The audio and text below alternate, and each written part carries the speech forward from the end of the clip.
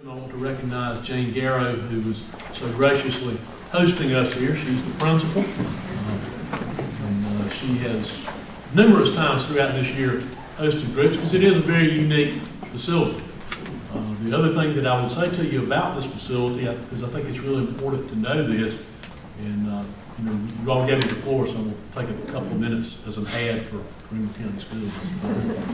When you look around here, you'll see that this school is extremely unique. You saw it when you walked in. You see it in the area that you're sitting in now. I hope that you will take advantage of, if you have time to do so, a tour of the facility and see just how unique it is.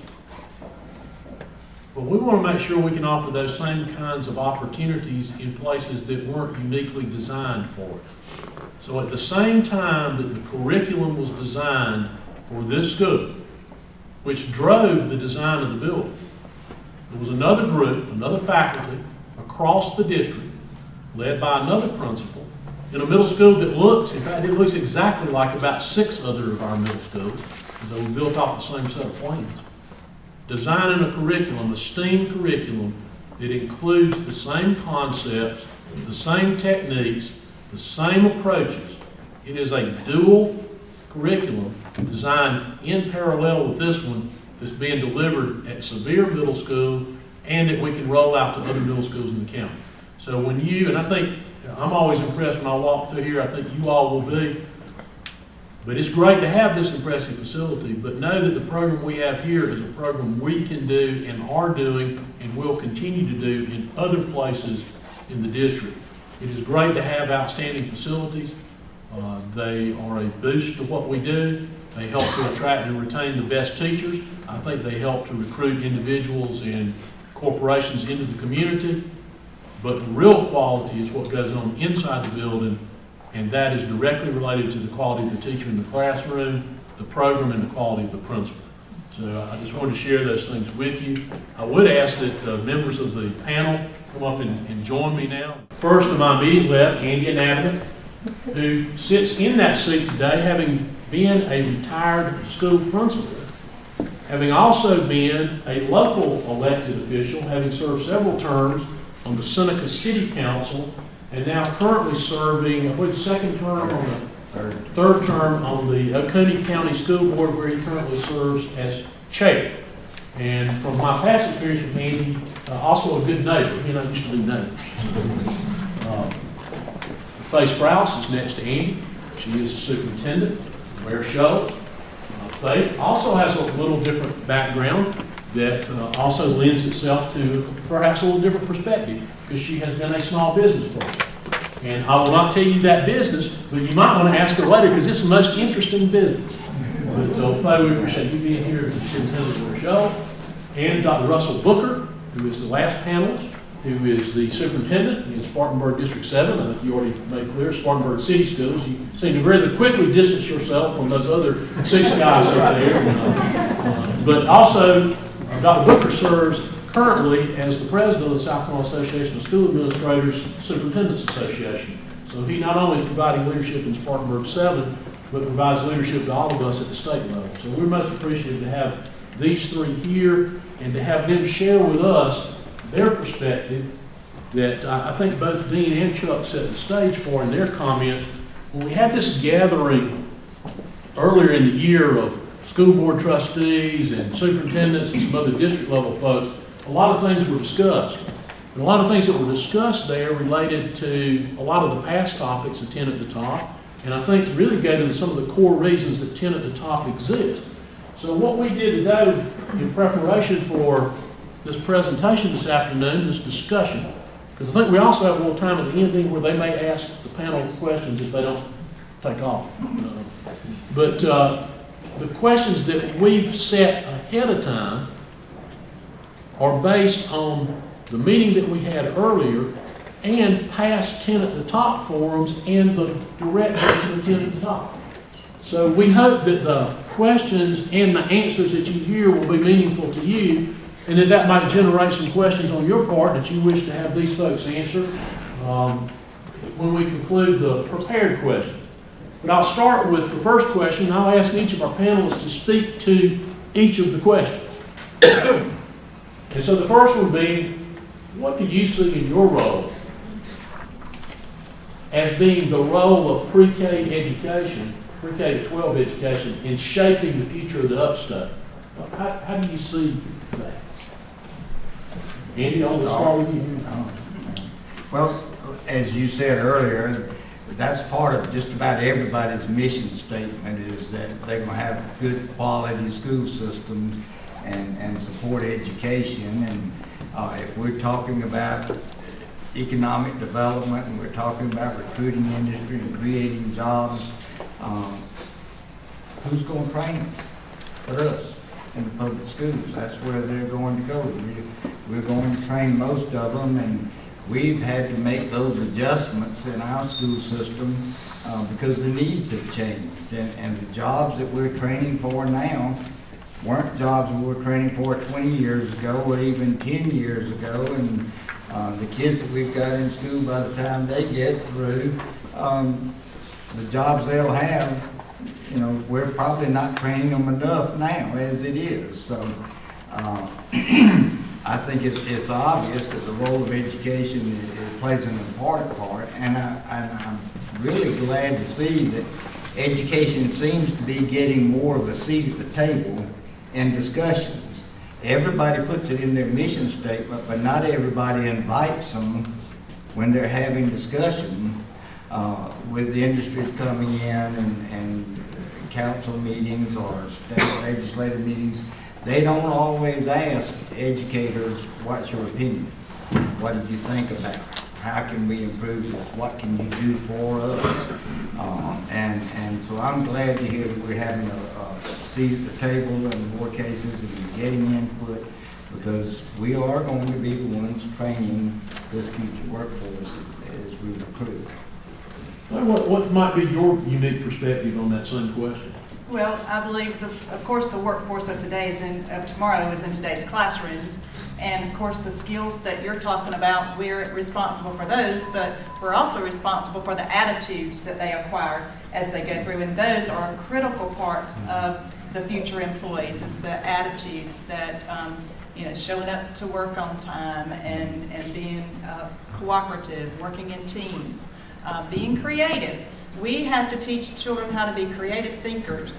We have to teach them to be problem solvers. And so that's definitely a part of our mission, and it's so critical to going out into the workforce, because who knows what the jobs of tomorrow are going to be. We have to train them for today's needs and then anticipate future needs as well. So those conversations that we're now involved in are so important, so that we can anticipate those and design new places to learn, and give the students the tools that they need in order to learn. So, great schools are very important to parents, but they're just as important to employers. Also, what might you add to your colleagues? Well, first of all, just to put some things in perspective, and Chuck, you must have done what I did. I went and looked at all 23 districts to see what the enrollment was, and I came up with 218,000. So I did all that work for nothing. But I've got my math down. But to put that in perspective, we serve about 700,000 students in the state of South Carolina. So about 30% of those children are represented here among these 10 counties. So I wanted you to have some perspective about that. Back on March 17th, we had a community-wide meeting at Converse College, and I think you were there as part of that conversation. And one of the questions the facilitator asked of our community members was really, what do you see the purpose of education being? And this included parents, it included business leaders, it included our foundation folk, the whole gamut. Because in our district right now, we're really trying to look at what our purpose is moving forward, what are our values. And no one said, test scores, what do you want for your child? No one said, I want this particular test score. Those things are critical. No one said, I want my child to be the best worker in the world, and that's critical. But I heard things like, I want my child to find their voice. I want my child to, realize their life's aspirations and their hopes and their dreams for the future. I want my child to be a person of high integrity. And I don't want that to get lost, because at the beginning of it all, that's really what we're here for. Those children that walked you up those stairs a second ago, they all have dreams and aspirations, and it is our goal to ensure that they reach those. Now, absolutely, the second big part of what we're doing, if we're going to have, an economically vital community in Upstate, we've got to make sure our children are prepared to come out and be a part of a very strong workforce across all sectors. So I won't reiterate that, that's so critical, but I think our main work is making sure our children, can realize their hopes and their dreams for their futures. So. Russell, let's start back with you and work back this way with the next question. And I know you all have a lot of innovative programs in Spartanburg South. What would you point to as one of the most innovative program that you have in Spartanburg 7 that you believe is preparing students to be college and career ready? Okay, that's a good question. And most districts, a lot of districts, all of us have great things that are going on. And we steal from one another. I've stolen so much from these folk in here, it's incredible.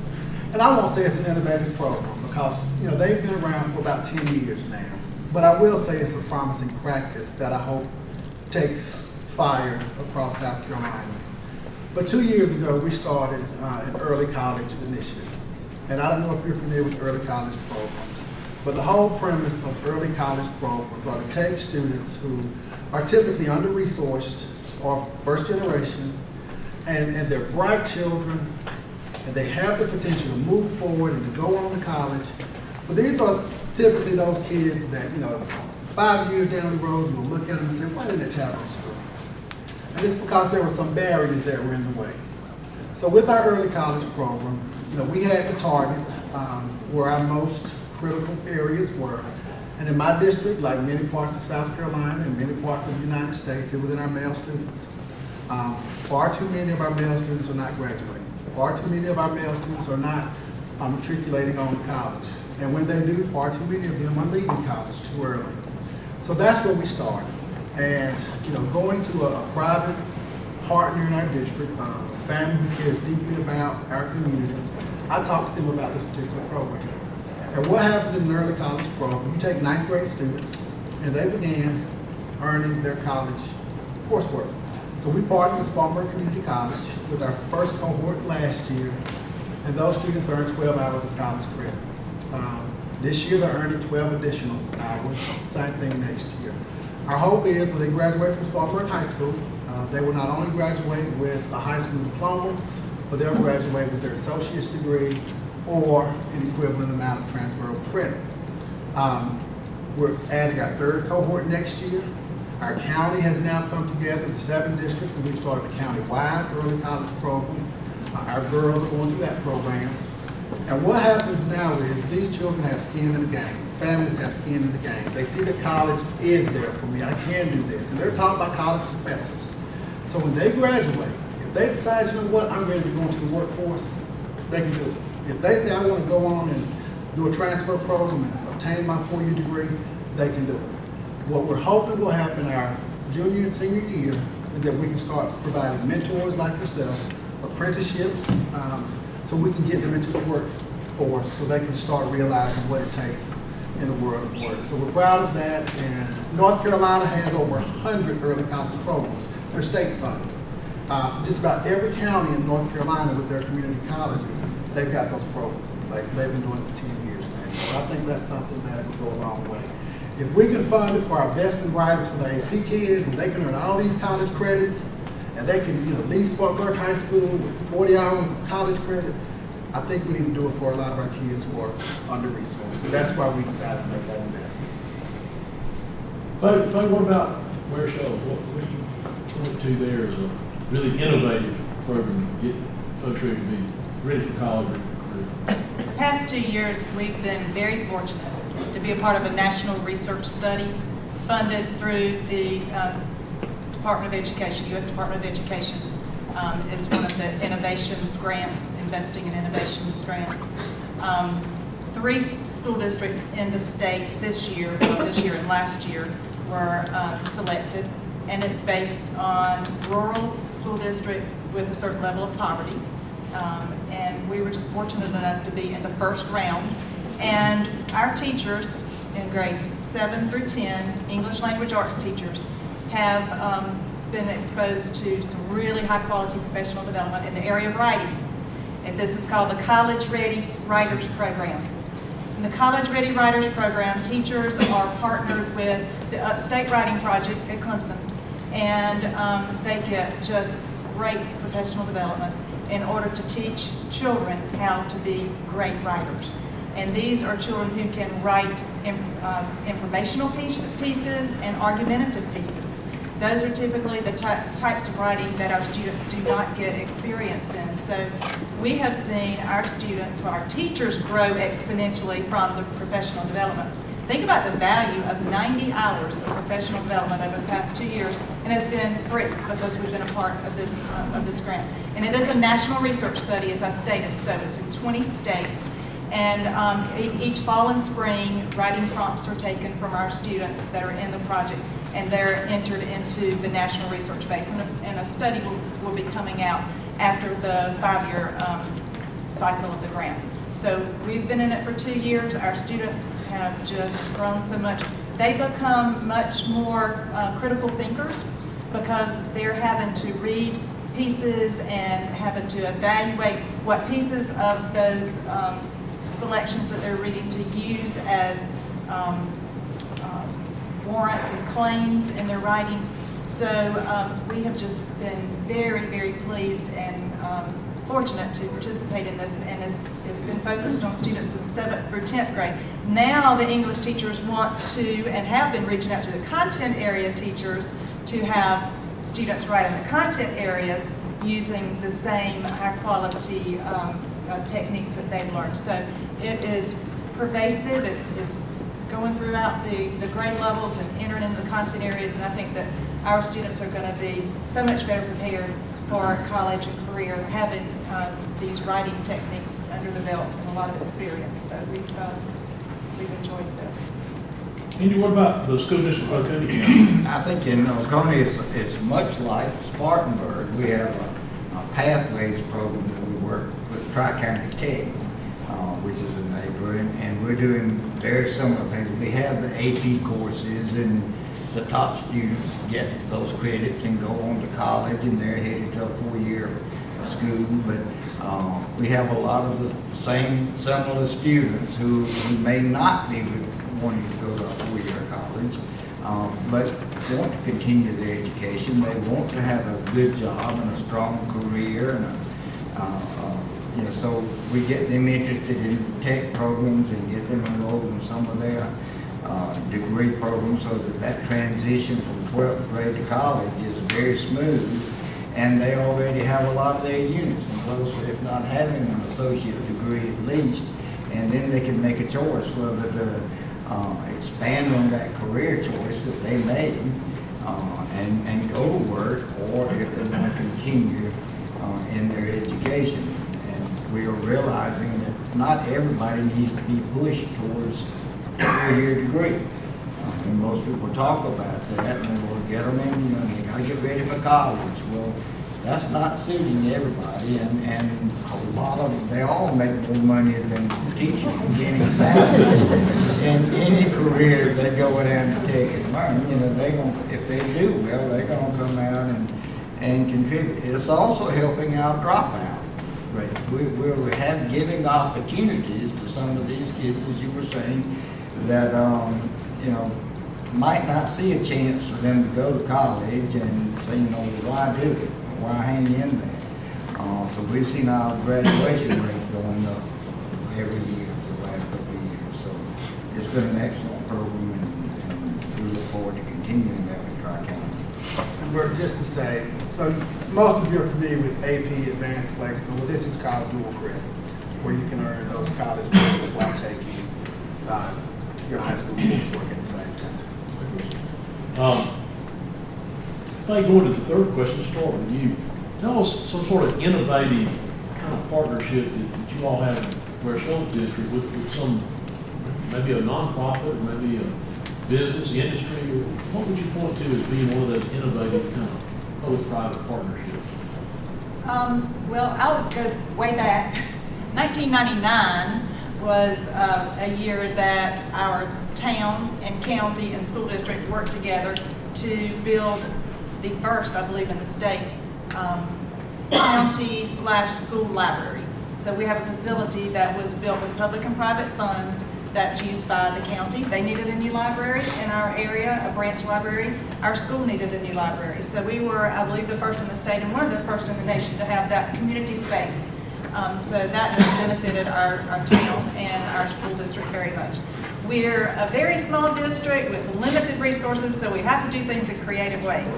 So that's benefited us. Our primary school partners with Odell Corporation, an industry that is going to pay for all school supplies for the primary school kids for next year. We've just finalized the details for that, so they're going to buy all their school supplies. They won't have to go get those lists and go to Walmart, and you know, these are students at that school 75% in poverty, so that will be a great benefit to them. And they're also going to finance a 4th grade field trip to Camp Leopold. Camp Leopold. Is that what it is? I just had a brain. Anyway, Camp Leopold, that's it. For the 4th grade, they're going to go there next year. But there's one in our county that's really exciting. Dr. Johnson's back here. Is Greenwood Promise. Greenwood Promise is an initiative that's patterned after Kalamazoo Promise, which was started back 8 years ago, where students, higher education is paid for with public and private endowments. So students from all of our high schools in the county who have lived in the area, they've got rules set up, and their education will be paid for. They're going to start with 2-year degrees and then hopefully extended to 4-year degrees. And so by having that benefit for kids coming out of high school, they're going to be promised that, the Greenwood Promise for the kids coming in as kindergartners, you know, it's going to be a big deal. We're going to be able to say, look, you're sitting there, you can have a college education or a technical degree or whatever, and it's not going to cost you a penny, because the people of this county care about you. They care enough to invest in you. And so they can have that promise from early on and just have that expectation and not have to worry about family finances to get that advanced degree. So it's very exciting. We expect it to improve our graduation rates, improve crime rates. We expect it to draw people to the area and also have our kids stay in the area, because they're going to be trained for the jobs that are available in the area, and we just are looking so forward to that. Greenwood Promise. Good. Andy, what about school district? Well, we do similar. All of our schools have a business partner, and we're so fortunate in Oconee to have so many industries and businesses that want to contribute and take an active role and help raise funds for playgrounds or send workers out to do projects, and that's great. But as involving the whole community, probably our backpack program, and I think probably a lot of you are involved in the backpack program, where you raise funds and send food home to some of our most needy kids. Probably we have a high percentage of free and reduced lunch kids, but that top 3 or 4% are the most needy, top 3 or 4%, that we can get them assured of some food during the weekends. And on Fridays, churches, community people, industry people, some of our school people, the counselors play roles in that, pack these backpacks for these kids during the weekend. Also, we get the spin-off again from having them know that we care enough about them to do a program like this. They tend to stay in school, and that's going to help our graduation rate. They'll be better students, and we teach them some of the life skills that we were talking about early on, to take care of others, and like in Rotary with service above self, that you want to serve other people, and even though they've been the recipient, they turn around and give back. And when we do fundraisers in our schools, sometimes like Jump Rope for Heart, some of these kids bring in more money than some of the well-to-do families too. So that's been a great program for us. Russell, you alluded to one earlier in your comment. What about Spartanburg 7, public-private partnership? First of all, I'm moving to Greenwood. I'm actually smart. That's exciting with the Greenwood promise. So I'm looking forward to that taking shape. How many of you are in Spartanburg in here? I'm just curious, my Spartanburg folk. Karen, Snuck back there. If you're in Spartanburg, you've no doubt heard about an initiative called the Northside Initiative. And just to kind of put that in perspective, Senator Scott was recently there with us. My district is in the city of Spartanburg, and there are 7 colleges in Spartanburg. I have a school sitting in an area in our city surrounded by a beautiful community called Converse Heights. This school is in the top 1% of schools academically in the state of South Carolina, has the least amount of poverty of any school in Spartanburg County. And we just travel 5 minutes up the road and you're on the north side. And I have a school that's 100% poverty. Go to the south side, I've got another school that's 100%, 98%, 95%. So I've got both dynamics in my school district. Well, so often in education and in business, we say, you know what, if you give us better schools, we're going to have a better economy and a better workforce. And then we'll sit back and say, you know what, if we have better communities, we want to maybe get better schools and our kids are going to thrive. And we've been spending all this time pointing the finger at one another. And finally, we said that's enough. The fact of the matter is, we've got to do this together. And we've got to have healthy schools. Our children need to go home to healthy homes where there's health care and housing is there. You know, there are places to buy groceries, but none of this exists on the north side. So we have a number of champions in Spartanburg, but one particular champion, based on a model down in East Lake, Georgia. If you've ever been to the East Lake community, just look it up with what they've done. We've decided to bring our community together to address this in a holistic manner. So at the table, you've got City of Spartanburg, the Housing Authority, all of your foundations. You've got Spartanburg Regional, Regenesis. I'm leaving so many people out. But together we are really working on revitalizing the north side. Cleveland Academy sits on the north side. And this is one of my schools that has been considered an underachieving school. You'll never hear me say a failing school. Because if our schools are failing, quite frankly, that means our communities are failing. So it is an underachieving school that has had new life breathed into it because of what's taking shape on the north side. Purpose-built communities, it has come into existence as a result of what took place in East Lake down in Atlanta, Georgia, which was once one of the worst places to visit in Atlanta. And now it's one of their most thriving communities. So, you know, I'll mention a champion like Bill Barnett, who has really helped to lead this charge.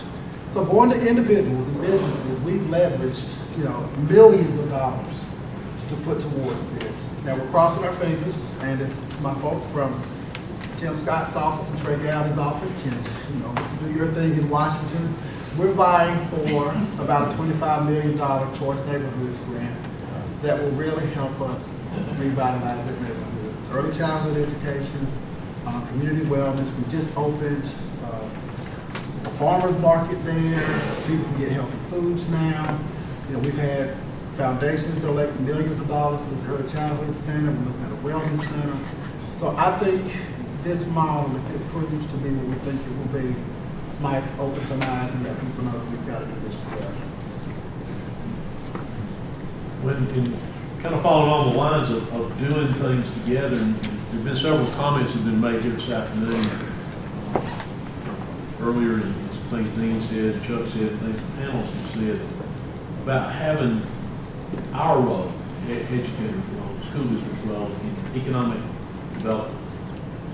How would each of you see being able to expand whatever role you may currently have with economic development, and how might that benefit those entities in our community that are directly charged with economic development? Well, it was back, sort of what we said at the beginning is that, and it reemphasizes a lot of the discussion we've already had.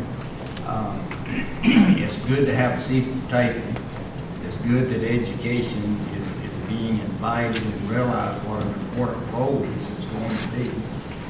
And we have to step up and do our share. I mean, we've got to train these students. We got to have a workforce-ready community for our students when they get ready with us, the soft skills, so they know how to apply for jobs and how to come in dressed and prepared for, or fill out applications and do all of those things. Another area, though, as you alluded to, was the communication. It's not just the school district doing our job. We've got a great county council in Oconee County. In the last 8 years or so, we've had great communication with them and support. We're on the same page, going in the same direction, and that means a lot. We need to be able to do this. We do the same thing with our municipalities. When I was on the city council, we wanted to be able to support the schools, and we still work together with them. Like if we're building a school and they can give us, we did at Blue Ridge, the C funds to put in some lighting for streets and things, and we in turn donate one of our buildings that we're closing to them to use for some of their projects, so that we don't have empty buildings sitting around and properties. A big thing is having that workforce ready in all areas, whether there be, improved community members, but that collaboration. We've got to be able to talk to each other, pick up the phone. Dr. Thorburn ought to be able to call any county council member or city mayor or a legislative delegation and talk about concerns. And Economic Development Office should be able to call us. And we all know what we're talking about.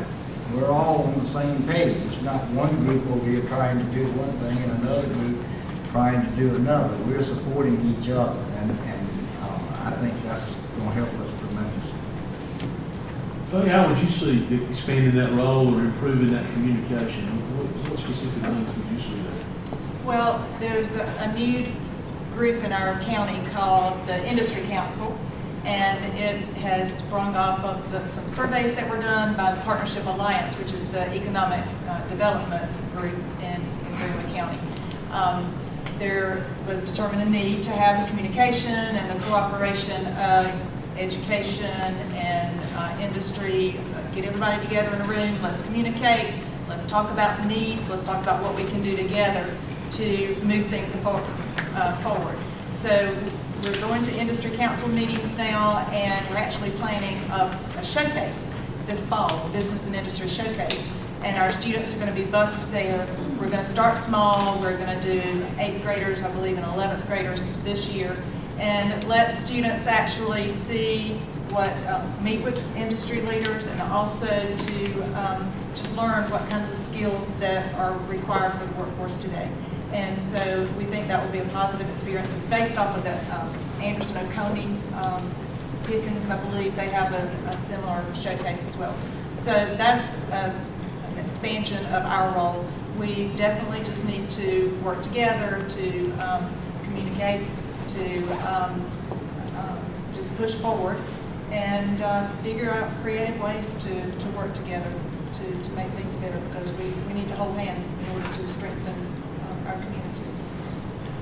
Also, what about from your perspective? Dave said it. I mean, really, the There is an advantage to being one. It is.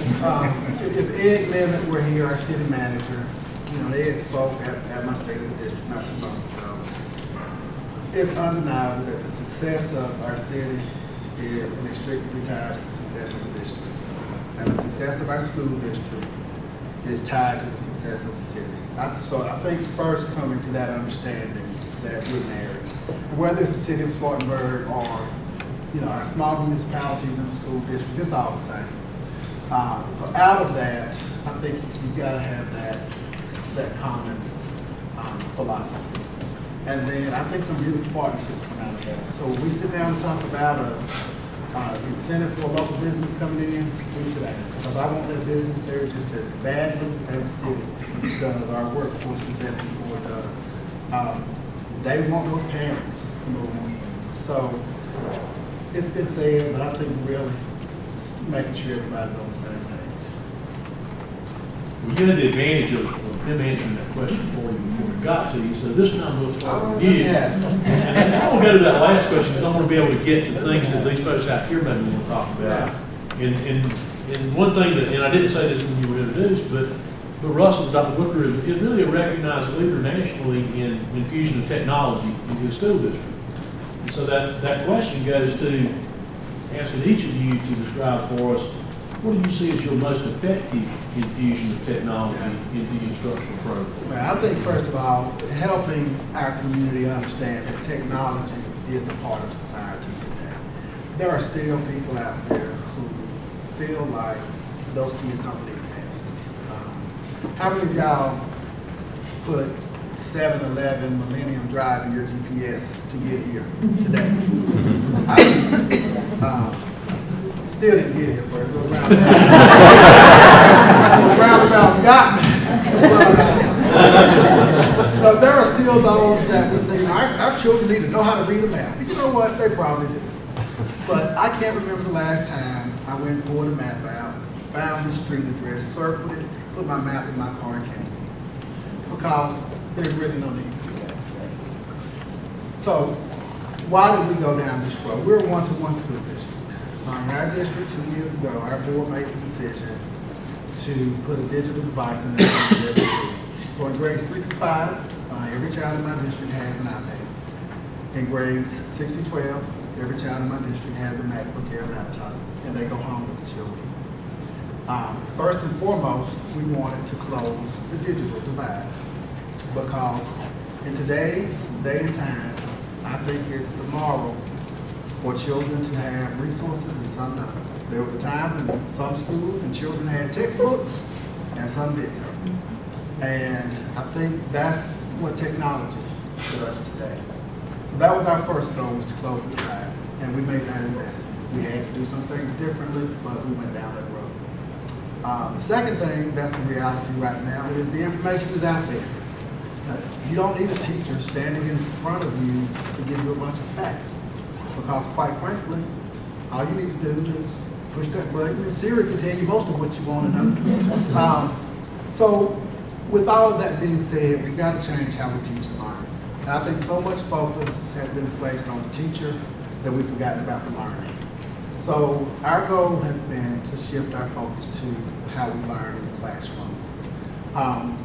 So we have gone down that road, and we're next year entering year 3.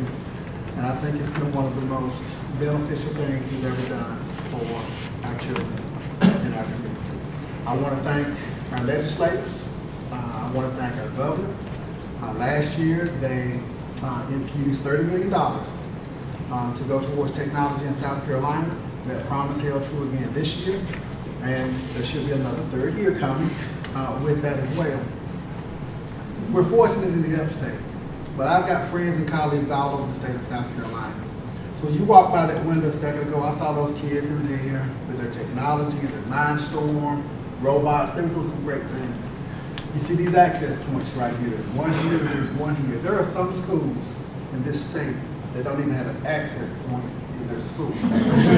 And I'm not being funny. And,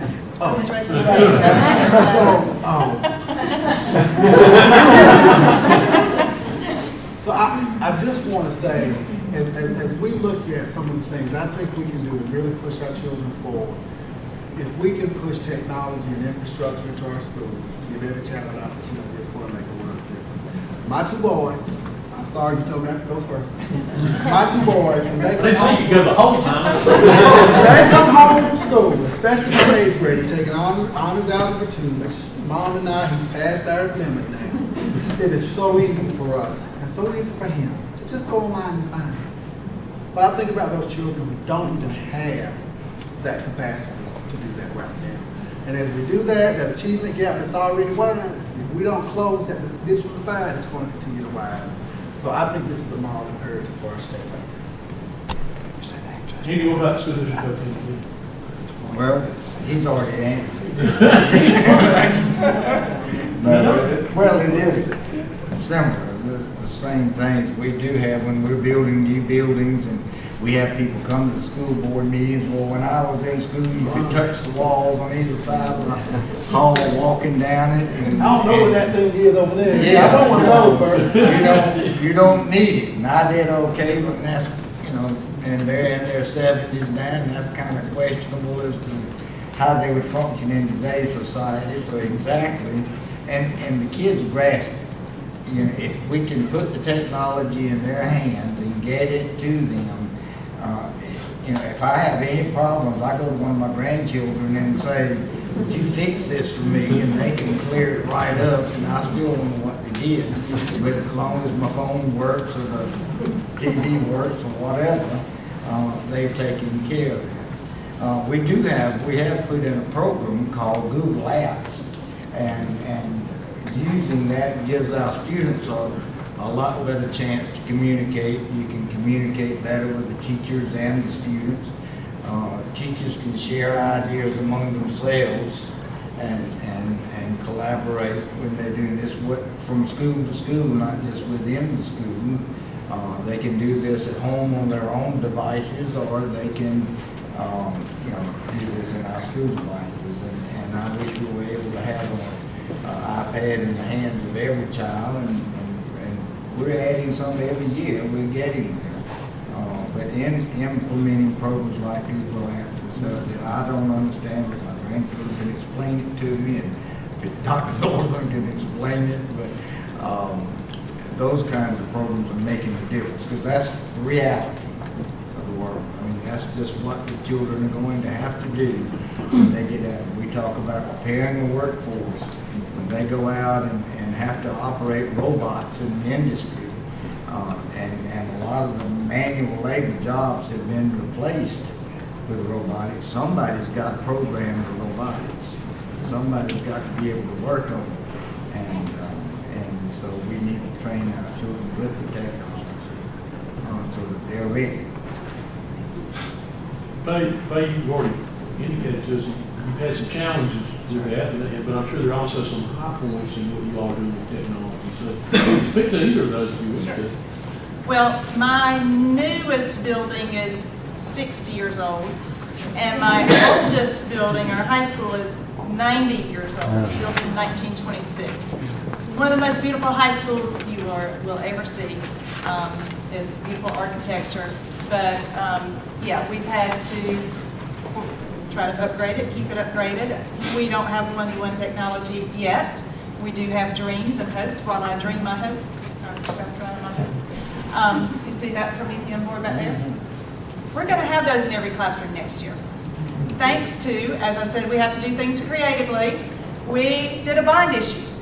And so, that's the only way that I can get money, because the value of a mill in my district is $7,214.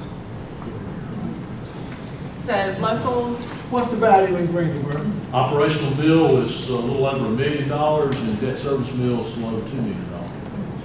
Yours I is- just wanted some perspective.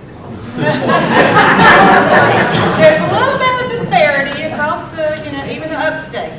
But that is a great highlight of, and you all probably know this, of the huge disparity within the state of South Carolina. Right. We all got challenges. We had to challenge it. Russell pointed to these wireless access points. We now have them all over the district. We had to put them in 12.5 million square feet of building. Now, it was a combination of, Russell mentioned the State Technology Fund, and our board, as you all did the bond referendum, our board voted a couple of years ago to increase our debt service millage for capital projects, and that helped us to overlay infrastructure throughout the district. That is a huge undertaking. And we're not quite the one-to-one in our district either, and ultimately, over time, we believe our one-to-one will end up some mixture of bring your own device and district-provided device. But Yeah, and ours is going to be paid for through debt service. It's $420,000, not much, but it will allow us to put an interactive TV Promethean board in each classroom, and it will allow us to buy a device for every teacher, and probably about 75 devices per building. So we'll at least begin the one-to-one. We'll have some pilot classrooms or grade levels to begin that. And we have to really focus on training, because putting the devices out there is one thing. using them effectively is another. So we have to go about that in a very calculated way. So we are going to be entering the technological age. We've had smart boards, and you know, teachers have had devices. But I always say, we may be poor in resources, but we're not poor in results, because our students have consistently scored above the state average, and so we're getting results. It's just in the traditional teacher behind, you know, closes the door, and there's effective teaching, instruction going on in those classrooms, and that instruction will continue to go on, but it will be bolstered by the technology in the coming years. So we're looking forward to that. We will have access points installed this summer with the state technology money, so I'll be with you on that. I think you all have heard from the panelists, you've heard some things that I've said. A couple of things I want to point out, and then we'll take some questions. I don't know how we are on time. Okay. And there are a number of school superintendents and school board trustees throughout this room throughout the Upstate. And if you stop and talk with any one of them, it doesn't matter which one, any one of them, they will tell you similar programs, similar initiatives, and similar accomplishments in every one of their school districts. Unfortunately, quite often, we don't get the opportunity to sit in a room with a group of people that aren't real familiar maybe with what's going on. Some of you are more familiar than others, so that people really get a true picture. But I can assure you, some of the things that the general public believes goes on in schools does not go on. On the other hand, there are some things that they wouldn't believe go on. You've seen some of those things maybe even as you walk through these hallways come up here this afternoon, or as many of you noted, having children or grandchildren in a number of these school districts. So there are a whole lot of very positive things going on, and a lot of things going on to move students in the direction that they need to go so that they are college and career ready, and so that we are preparing students, and we do this, and those of us in the room that are educators have done this our entire career. But it's even more telling now, and is a more stark contrast now than any other time in my 30-some odd years. We're preparing students for a future that we can't even envision. Imagine the way things were when you were in school. Imagine the way things were 20 years ago. Imagine the difference in 10 years ago and today. Now try to envision what it might be like in 5 years, 10 years, 20 years.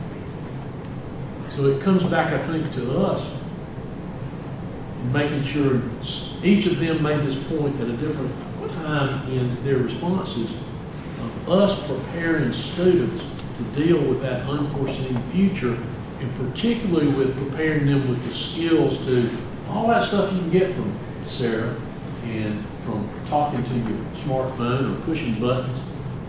You know, you all know this, it's not all true. So, surely there's nobody here that believes all that stuff. How do you discern among what is true and what's not true? How do you work with other people to apply all that knowledge? Those kinds of things.